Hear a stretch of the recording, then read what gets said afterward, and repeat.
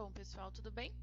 Bom, hoje a gente vai falar um pouquinho sobre a crise no governo de Dom Pedro I, nosso primeiro reinado, e o período regencial.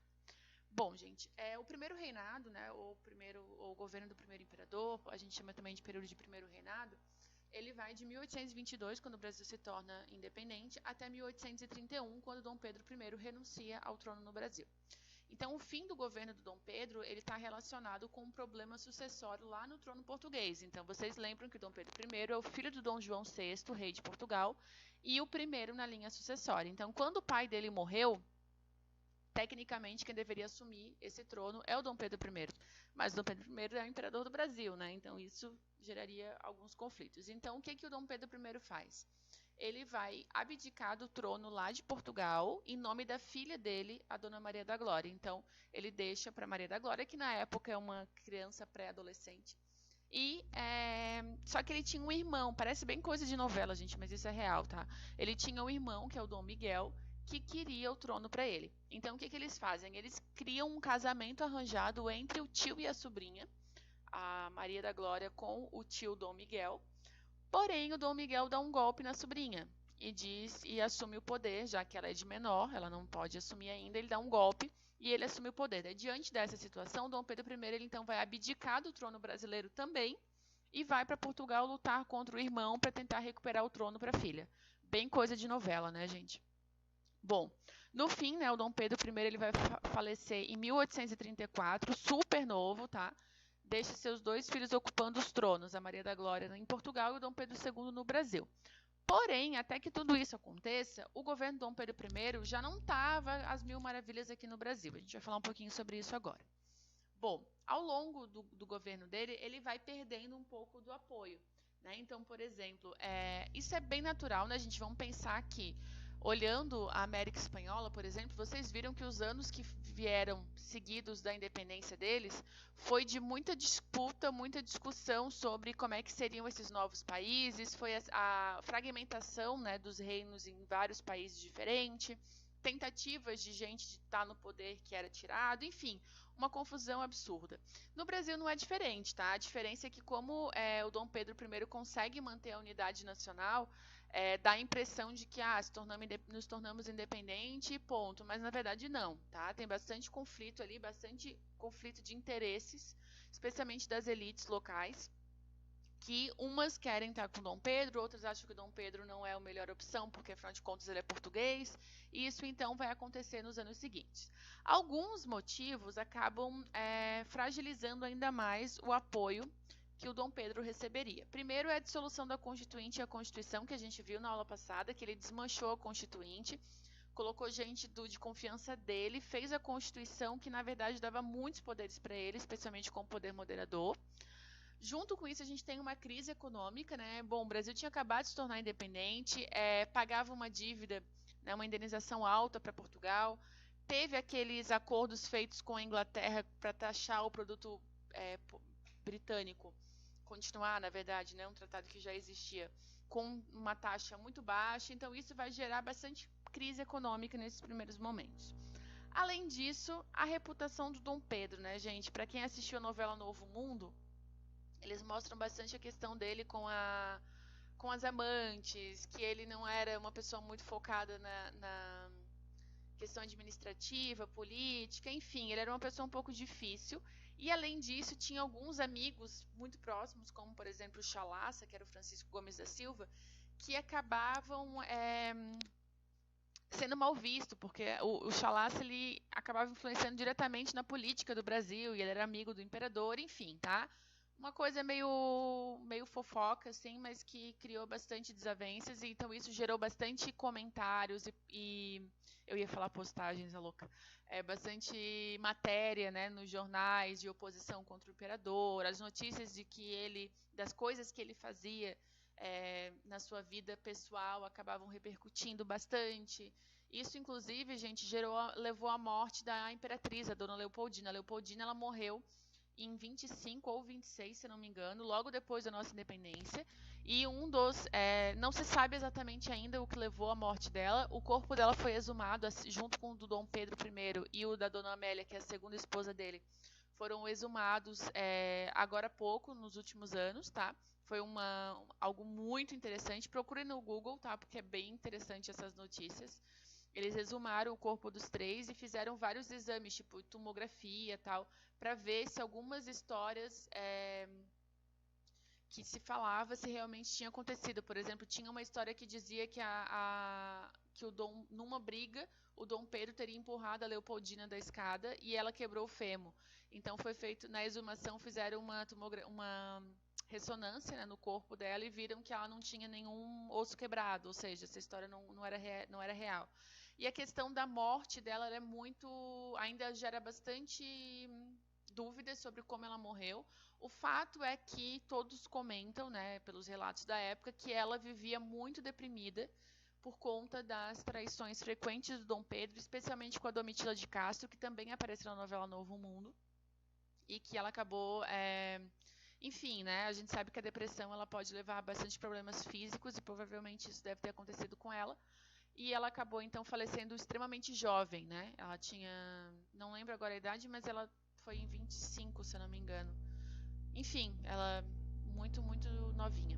E aí, na sequência, ele casa com a Amélia, que é uma outra imperatriz que vem, uma outra princesa que vem da Europa para casar com ele. Mas enfim, gente, todos esses bafos que eu tô falando para vocês acabavam repercutindo na imprensa brasileira, na política, enfim, e acabando com a credibilidade do Dom Pedro. Tem também a questão da Cisplatina. A Cisplatina é o que hoje é o Uruguai, que era um território brasileiro, mas que logo depois da nossa independência eles entraram numa guerra contra o Brasil, querendo a sua própria independência. O Brasil perdeu a guerra e aí surge então o país Uruguai, né? Então isso gerou também bastante problema econômico e político para o Brasil, além, é claro, do problema da sucessão do trono português, porque afinal de contas para os brasileiros era, meu Deus, o cara é imperador do Brasil, por que ele está tão preocupado com o trono português, por que ele está gastando tanto dinheiro em lutas contra Portugal, enfim, tudo isso acabou gerando bastante mal entendido entre o imperador e a população. Bom, pelos motivos citados acima, né, o Dom Pedro, então, como eu falei, começa a sofrer críticas na Câmara dos Deputados e na imprensa, e aí tem alguns acontecimentos. Em 1831, ele faz uma viagem para Minas Gerais, e lá ele vai ser recebido com bastante frieza pela população. Quando ele retorna ao Rio de Janeiro, os comerciantes portugueses organizam uma festa pública para recepcioná-lo, meio que para passar pano, né, para o que tinha acontecido. E os brasileiros vão ficar muito indignados com essa situação dos portugueses estarem adorando Dom Pedro, sendo que não estava sendo tão bom imperador assim. E aí eles iniciam um conflito com pedra, pau, garrafa, tipo, o que eles pegavam na rua saiu atirando, tá? Esse conflito ficou conhecido como a Noite das Garrafadas e ajudou ainda mais a afundar a imagem do Dom Pedro. No dia 7 de abril de 31, então, o Dom Pedro resolve abdicar o trono. Então, na verdade, tem essa questão de ele não tinha apoio popular aqui, não tinha apoio político de muita gente aqui no Brasil. Em Portugal, a filha dele tinha acabado de perder o trono para o tio que deu um golpe, então ele resolve abandonar tudo aqui e volta para Portugal. Aqui ele vai deixar o filho de 5 anos, Dom Pedro II. Nesse momento, a Leopoldina já tinha falecido. Então, eu fico pensando nessa criança, né, gente? Dom Pedro II, ele tinha 5 aninhos quando a mãe dele morreu, ele tinha 1 ou 2 aninhos. E quando ele tinha 5, o pai foi para Portugal e ele ficou aqui sozinho, sendo criado pelas pessoas que moravam, trabalhavam no Palácio Real. E ele foi criado para ser o imperador do Brasil sozinho. Ele nunca mais voltou a ver o pai, porque logo na sequência o Dom Pedro morre em Portugal e ele fica sozinho, tadinho. Bom, como ele era uma criança, né? Só um adendo, gente. Lá em Portugal, então, inicia essa guerra entre o Dom Pedro e o Dom Miguel, os dois irmãos. O Dom Pedro ganha a guerra e assume o trono português. Em Portugal, ele é chamado de Dom Pedro IV. Tá? Porque já tinha tido 3 Dom Pedros antes dele. E aqui no Brasil, Dom Pedro I são a mesma pessoa. Ele fica lá em Portugal até 34, quando ele acaba falecendo. E aí a filha, né, que já é adolescente na época, assume o trono português. Então chegamos no momento da história onde a rainha de Portugal é uma brasileira, irmã do rei do imperador do Brasil. Por que ela é brasileira? Porque ela nasceu no Brasil, obviamente, né? Então, a Leopoldina e o Dom Pedro viveram a sua vida conjugal no Brasil, todos os seus filhos são brasileiros, e a Leopoldina, a Maria da Glória, então, a rainha de Portugal, é carioca da gema. Bom, voltando para o Brasil, né? Então, a gente tem agora início do período regencial. Como uma criança, né, de 5 anos, obviamente, não pode governar um país, eles então criam um governo provisório, né, formado por alguns regentes que vão governar o Brasil até que Dom Pedro tenha 18 anos. O período vai até 1840. Dom Pedro ainda não tem 18 anos, só que tá uma zona no Brasil, gente, tá muito conturbado, várias revoltas provinciais. E aí a gente tem algumas questões que fazem com que eles pensem que não vai dar para esperar o Dom Pedro ter 18 anos, tá? Algumas coisas que aconteceram nesse período. A criação da Guarda Nacional. A Guarda Nacional ela vai ser formada por proprietários de terra, sendo que os mais ricos ganham o título de coronel. Isso aqui, gente, no ano que vem vai fazer sentido para vocês, porque a gente vai falar sobre coronelismo e como que essas pessoas se tornaram os mais poderosos no Brasil República. Mas já começa então aqui no Brasil Colônia, no Brasil Império, com essa Guarda Nacional que fazia, né, o policiamento da cidade, porém formado por pessoas que tinham dinheiro e tinham terras. Durante o período, então, a gente tem muita pressão das províncias, né? As províncias eram os estados, né? Que hoje são os estados, que queriam mais autonomia. Então, eles criam um ato adicional em 1834, que é adicionado à nossa Constituição, que vai dizer que vai ter agora uma criação de Assembleia Legislativa nas províncias, que seria o que hoje é a Câmara dos Deputados Estaduais. Ou seja, cada província agora pode ter as suas leis, né? Tem as leis estaduais e as leis federais hoje, né? Na época, então, teriam as leis provinciais e as leis imperiais. O presidente da província poderia nomear e transferir funcionários, e também eles vão abolir o Conselho de Estado, que era o grupinho que atuava junto com Dom Pedro nas decisões do país. Nesse período a gente vai ter muitas guerras acontecendo, tá? Então a gente tem a Revolução Farroupilha aqui no sul, Cabanagem, Sabinada, Revolta dos Malês lá na Bahia, a Sabinada também é da Bahia. Enfim, muitas guerras acontecendo em vários pontos do Brasil no mesmo momento e muitas delas querendo a separação. A Revolução Farroupilha é isso que acontece, inicia-se no Rio Grande do Sul, eles criam a República Rio-Grandense, fazem a separação do Brasil.